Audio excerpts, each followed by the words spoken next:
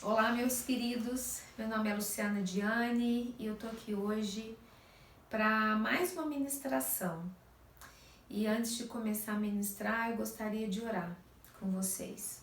Pai, em nome de Jesus, nesse momento, Senhor, eu quero colocar a vida de cada uma das pessoas que vão ouvir essa ministração.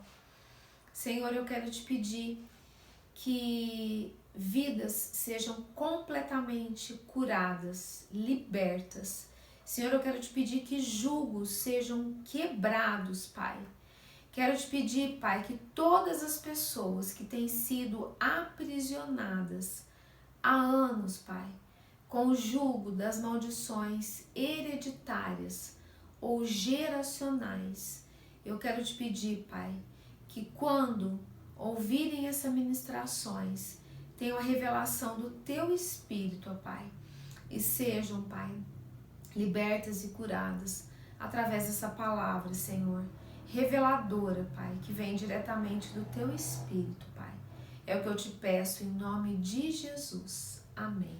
Queridos, eu quero que vocês abrem a palavra comigo em Êxodo 34, a partir do versículo 6, que diz assim: E passou diante de Moisés, proclamando: Senhor, Senhor, Deus compassivo e misericordioso, paciente, cheio de amor e de fidelidade, que mantém o seu amor a milhares e perdoa a maldade, a rebelião e o pecado. Contudo, não deixa de punir o culpado. Castiga os filhos e os netos pelo pecado de seus pais, até a terceira e a quarta geração, e até a quarta gerações. Queridos, eu também já vou aproveitar e já vou ler Malaquias 4, 6, que diz assim: Ele fará com que os corações dos pais se voltem para seus filhos e os corações dos filhos para seus pais. Do contrário, eu virei e castigarei a terra com maldição. A palavra de hoje é a respeito de maldições hereditárias ou geracionais, que é a mesma coisa, só muda a nomenclatura. E eu vou falar para vocês essa questão. O que é essa questão? Né? Como eu li esses dois textos, né? Nesse caso de Malaquias 4, versículo 6, é um caso mais específico que diz a respeito que quando não há conversão, o que é conversão? Conversão é o significado, é mudança de direção, né? Quando você está indo por um caminho, você decide mudar, você faz uma conversão, você muda a direção daquele caminho que você estava andando. Então, quando nós filhos não nos convertemos aos corações dos nossos pais e vice-versa, e se instala uma perseguição espiritual, possibilitando que o insucesso dos pais se repita nos filhos. Essa é a brecha das gerações, né? Ou seja, a quebra dos relacionamentos entre pais e filhos distorce também a identidade, compromete a capacidade emocional de estabelecer relacionamentos e dá legalidade para Satanás agir nas relações futuras, nas gerações futuras, fazendo com que os filhos incorram nos mesmos erros dos pais. Uma outra coisa muito séria por exemplo, se nós criticamos os nossos pais, não sei se vocês já ouviram falar dessa situação. Vamos supor que nós criticamos um pai ou uma mãe. Mais tarde, você vai se ver fazendo com seus filhos a mesma coisa que você criticou os seus pais. Ou seja, você reproduz a mesma coisa, o mesmo defeito, a mesma atitude, a mesma história. Vamos supor que você viu uma situação na vida deles que você não gostava. Você falou, eu nunca vou fazer o que meu pai fazia. Mais tarde, você vai se ver fazendo a mesma coisa que você falava que você nunca ia fazer. Certo? Então, eu não quero isso pra mim. Mais tarde, você vai se ver fazendo a mesma coisa. É muito importante, queridos, você ter consciência do seguinte: os nossos pais não são perfeitos, mas foram escolhidos por Deus para nos trazer ao mundo. E por pior que eles tenham sido, eles merecem o nosso perdão, merecem o nosso respeito, merecem a nossa honra, porque é o único mandamento que vem com promessa. Honra teu pai e tua mãe para que te vás bem e os teus dias sejam prolongados aqui na terra, tá? Depois no final eu vou falar um pouquinho mais que isso. Voltando na questão do trecho em Êxodo, eu quero ler um outro texto com vocês que está em Lucas 11, versos 50 e 51.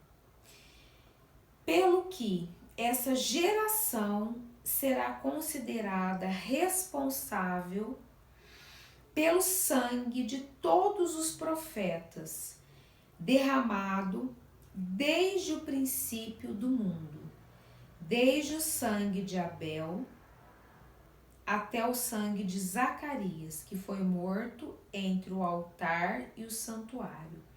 Sim, eu lhes digo, esta geração será considerada responsável por tudo isso. Esse texto está em Lucas, no Novo Testamento, e essa geração fala da geração da nova aliança, né? Ou seja, é um trecho que fala de maldição hereditária no Novo Testamento, falando da nova aliança. Por que eu estou fazendo questão de frisar esse texto? Porque Êxodo é um texto que muitas pessoas questionam que estava no Velho Testamento, muitas pessoas falam, mas isso já foi, nós estamos na Era da Graça. Então esse texto de Lucas 11, 50 e 51 é um texto que está na Era da Graça, né? Sem falar que Jesus, ele diz que ele não veio para abolir a lei, mas ele veio para cumprir a lei. O que nós definimos como maldição hereditária ou geracional é tudo que acontece em termos de maldição, que eu expliquei no meu vídeo anterior a esse, tá? Eu expliquei o que é maldição, o que vem a ser maldição, tá? Que se repete. Vamos supor que numa determinada família, várias pessoas daquela família morreram de câncer. Então, você começa a se atentar que aquilo é uma maldição hereditária. Aquilo é uma doença que se repete. Vamos supor que numa outra família, várias pessoas morreram de suicídio. Não é coincidência. É uma maldição hereditária. Até a ciência, né? Quando você visita um médico, o médico te pergunta em determinadas doenças se você se tem na sua família. O seu pai tem, a sua mãe sofre desse mal, o seu pai sofre desse mal. Isso é maldição hereditária, isso é maldição geracional, certo? Só para você entender e você poder identificar o que é uma herança que é uma maldição geracional, que é uma maldição hereditária. E eu quero, queridos, exemplificar para vocês através da história de Davi. Eu poderia citar vários exemplos bíblicos, mas eu acho que a história de Davi é um dos melhores exemplos de maldição hereditária. Apesar de Davi ter sido um rei escolhido por Deus, um adorador, um guerreiro, um poeta, um salmista, enfim, né, Deus falou que Davi era um homem segundo o coração dele. Davi era um homem segundo o coração de Deus. Mas existia na genealogia de Davi uma perseguição espiritual na área de promiscuidade sexual. Davi era bisneto da prostituta Raabe. E Davi também era um filho bastardo. E essa perseguição espiritual resultou num adultério, num filho bastardo que veio a falecer, né? Que era o filho que ele teve, o primeiro filho que ele teve com Batseba, e num homicídio, que é um derramamento de sangue inocente. Davi, ele teve ao todo 8 esposas. E quando em 2 Samuel 12, de 1 a 14, quando Natã confronta Davi, Davi não morreu, porque Davi confessou e ele se arrependeu.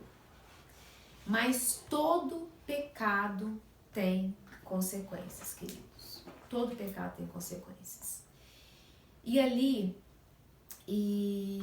muitas foram as consequências muitas foram as consequências do pecado de Davi. E Natã, ele foi muito claro quando ele, depois o confronto do profeta Natã está na Bíblia, vocês conhecem, depois vocês podem ler esse texto. Eu não vou ler aqui pro vídeo não ficar muito extenso, mas o filho, né, que foi fruto do adultério morreu, porque Natã disse que a espada não ia sair da família de Davi. E essa palavra se cumpriu. Então o filho, fruto do adultério, morreu. Aminon estupra Tamar. Depois Absalão mata Aminon. Absalão mais tarde se rebela e conspira contra o próprio pai. Depois Absalão também morre. E até aqui, né, foi a profecia de Natã. Mas já que nós estamos falando de maldição hereditária, eu quero um pouco mais além. Eu quero ir um pouco além. Eu quero também falar, depois disso, Davi teve um outro filho com Batseba, que foi o rei Salomão, né? Que foi Salomão que mais tarde assumiu o reinado de Davi. E Salomão foi o homem mais sábio que existiu na Bíblia. Salomão era um homem muito sábio. E ele pediu para Deus sabedoria para reinar Israel, porque ele assumiu o reinado muito jovem. E Deus disse para Salomão que, como ele tinha pedido sabedoria, né, ele não tinha pedido riqueza, que ele poderia pedir o que ele quisesse, o Senhor não daria simplesmente sabedoria, mas daria também riquezas e outras coisas. E ele também foi o homem mais rico, né, que existiu. foi um homem muito rico e foi um homem muito bem sucedido e começou sua carreira muito bem, muito bem. Mas no final ele se perdeu por conta da promiscuidade. Salomão teve 700 mulheres e 300 concubinas. E ele acabou se perdendo pelo discernimento espiritual. A promiscuidade fez com que ele perdesse o discernimento espiritual. Porque ele se envolveu com mulheres idólatras, né? E a palavra de Deus diz que não existe comunhão entre luz e trevas. E a idolatria trouxe cegueira espiritual. E um abismo, né, puxa outro abismo.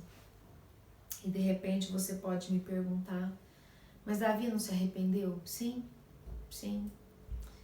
Davi se arrependeu e o arrependimento de Davi, que eu vou voltar agora, está no Salmo 51. Mas Davi, ele se arrependeu. Né? Ele se arrependeu e depois no final você vai entender o que eu estou te dizendo. E voltando agora no Salmo 91, depois do confronto de Natã, né? Davi, ele escreve o Salmo 91. Davi escreve o Salmo 51, aonde ele se arrepende. E no versículo 5, ele diz: em pecado gerou minha mãe. Numa outra versão diz: tenho sido pecador desde o dia em que fui concebido. Esse versículo me dá autoridade para dizer que Davi era filho bastardo. E outros trechos da Bíblia também me dá autoridade para dizer que Davi era um filho bastardo, porque em 1 Samuel 16, de 10 a 13, quando Samuel vai ungir Davi, né, naquela época um profeta era uma autoridade, porque naquela época um profeta também era um sacerdote, e era uma honra uma pessoa receber um profeta, um sacerdote em casa. E Samuel foi meio na surdina na casa de Jessé para poder ungir Davi. Ele foi, na verdade, foi fazer um sacrifício na casa de Jessé, e ele já ia aproveitar e fazer a unção em Davi. E todos os filhos, né? E ele pediu para a família inteira estar reunida ali. E quando ele chegou lá, ele achou que fosse o filho mais velho, né? Que tinha um porte aos olhos de Samuel, de rei. E aí o Senhor foi falando: esse não, esse não, esse não, esse não. E nenhum dos 7 filhos de Jessé que estava lá, Deus falou que não era. E aí Samuel perguntou: Jessé, você não tem nenhum outro filho? E aí Jessé respondeu para Samuel: eu tenho mais um, o caçula, que não está aqui. Davi estava no pasto. Ele era o caçula e ele não estava entre os outros da família. Ou seja, Davi, ele era excluído da família, ele não estava no meio daquele evento. E Davi, ele era diferente fisicamente dos outros irmãos. Davi era mais baixo que os seus outros irmãos, e Davi era ruivo. Então isso também me dá autoridade para dizer que Davi era filho bastardo, né? Então, porque o nosso Deus, ele é muito perfeito. Ele não esconde nada. Ele não esconde nada. E então, queridos, existe essa herança sobre a vida de Davi, esse pecado que perseguia a vida de Davi, né? E eu tô dizendo tudo isso para vocês, porque de repente tudo isso o Espírito Santo pode de repente trazer à memória algo que vocês também venham lembrar algumas coisas na família de vocês. Mas eu quero falar também a respeito de algumas coisas que vai ajudar vocês. Existem alguns sintomas muito interessantes. Por exemplo, doenças do pescoço para cima. Todas as pessoas que têm doenças do pescoço para cima e de repente não foram diagnosticadas, vai no médico, às vezes os médicos fazem radiografias, às vezes não dá nada e a pessoa continua com aqueles sintomas. Ou de repente até dá, mas são doenças que vêm se repetindo na família. Pessoas morrem com aneurisma, Parkinson,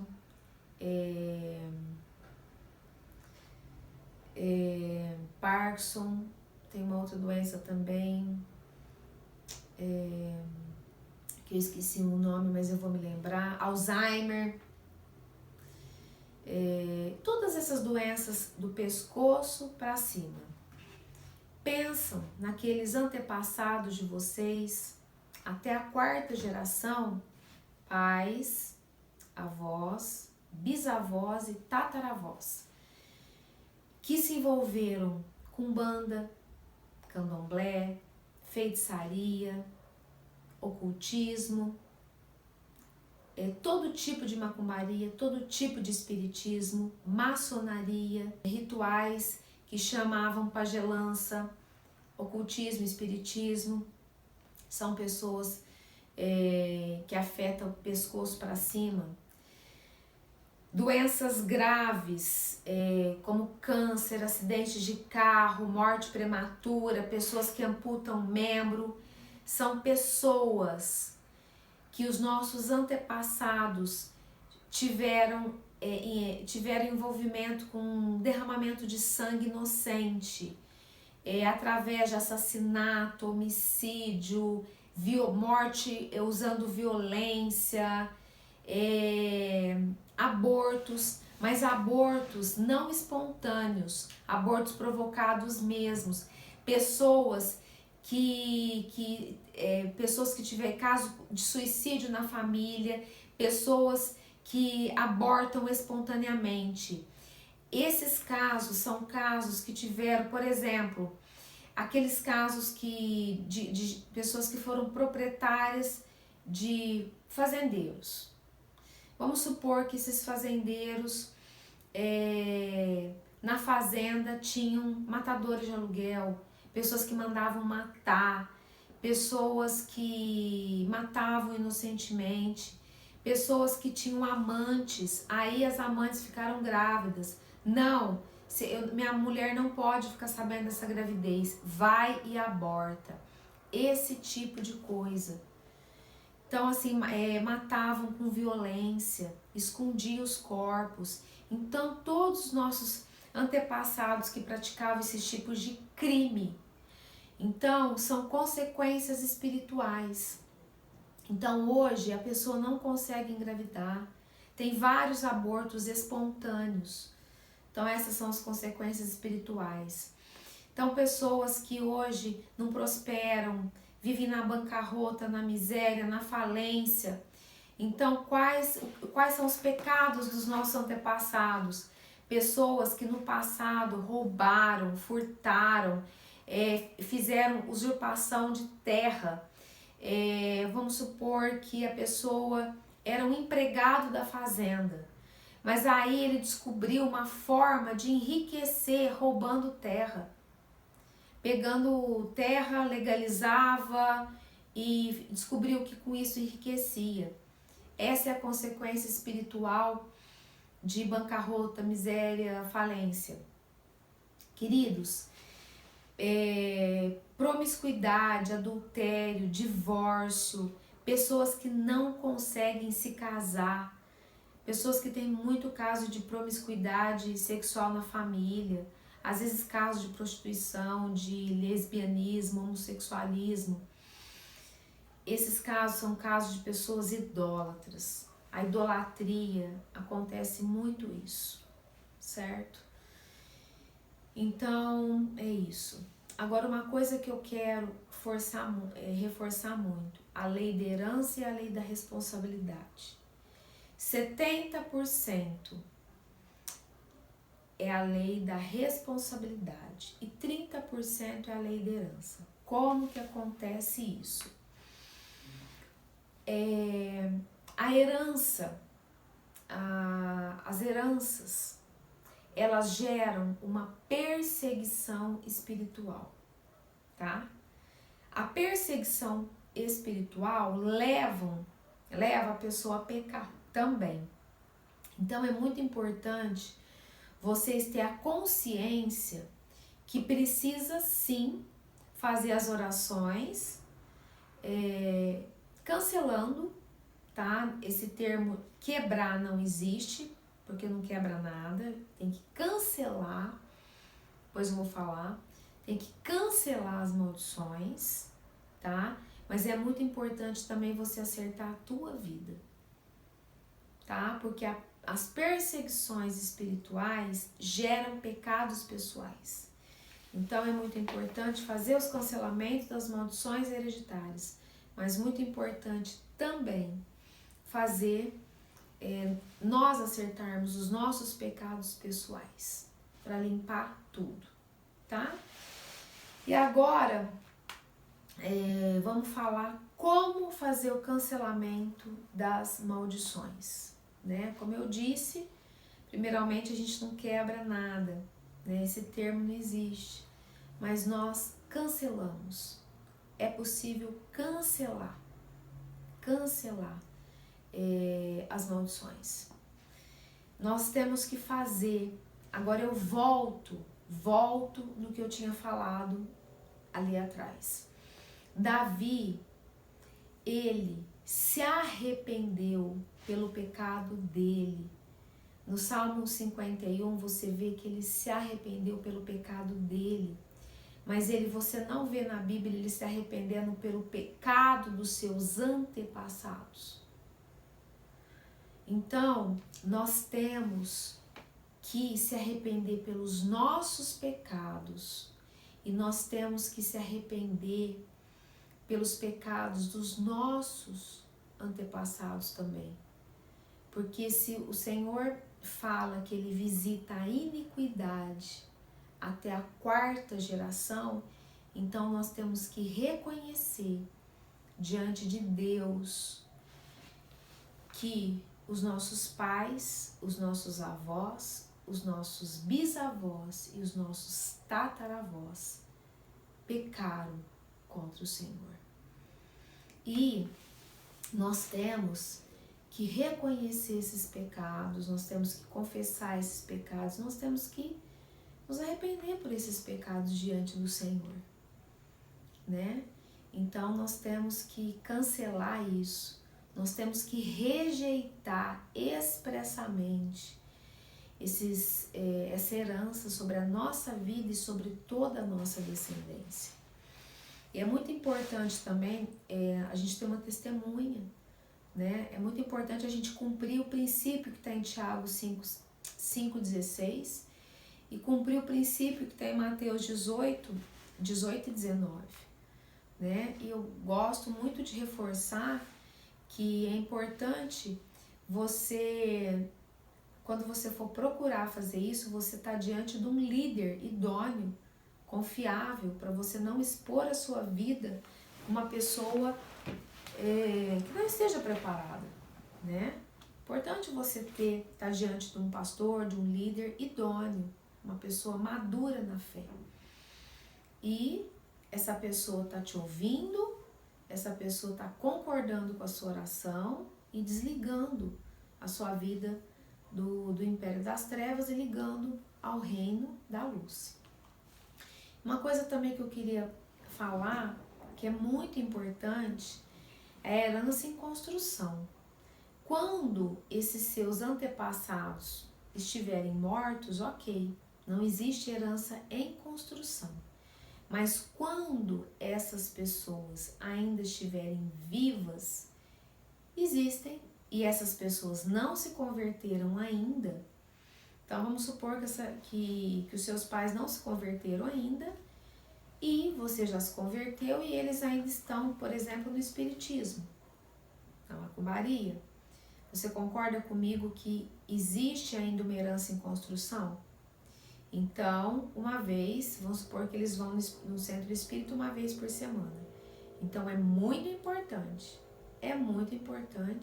se eles frequentam uma vez por semana o centro espírita, é muito importante uma vez por semana você fazer essa oração, cancelando essa maldição uma vez por semana. Isso é muito importante. E você manter a sua vida íntegra diante do Senhor. Ok, meus queridos? Então, e eu queria te dizer também, se você está ouvindo essa mensagem, se você não tiver ninguém para orar, os meus contatos estão aí abaixo, né, do vídeo. Se você não tem ninguém para orar, se você não tem um líder idôneo, você pode me chamar ou por e-mail ou pelo WhatsApp, que eu posso fazer essa oração de desligamento com você, ok? Se você foi despertado para isso, se você reconheceu que existe alguma herança sobre a sua vida, você não vai ficar mais debaixo desse jugo. Eu me disponho a orar com você, tá bom, querido? É só você me chamar e nós oramos e eu oro com você, tá bom? Mais importante é a sua vida estar desconectada do reino das trevas, tá? E conectada inteiramente ao reino do trono da graça, ao reino do Filho da luz, que é Jesus Cristo.